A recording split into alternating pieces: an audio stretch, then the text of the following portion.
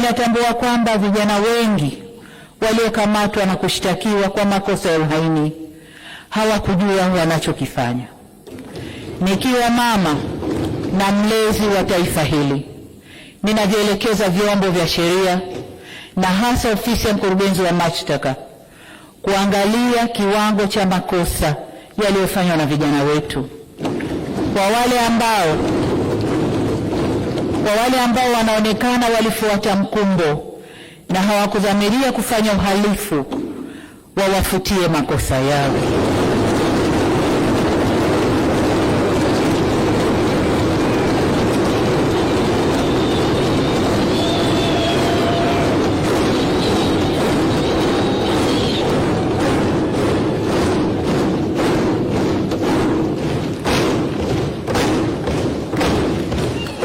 Asante waheshimiwa wabunge, nashukuru. Waheshimiwa wabunge, ukiangalia klipu zile za maandamano, unaona kabisa kuna vijana ambao waliingia kwa kufuata mkumbo, wanaimba kwa kufuata ushabiki, hawakuwa wanajua wanalolifanya.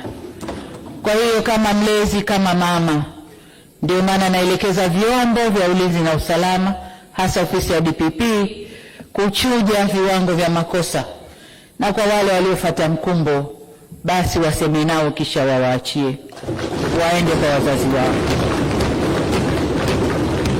Natoa msamaha huo kwa sababu hata maneno ya Mwenyezi Mungu katika kitabu cha Luka sura 23 mstari wa 34 yanasema, na hapa nanukuu, Yesu akasema, Baba uwasamehe kwa kuwa hawajui watendalo.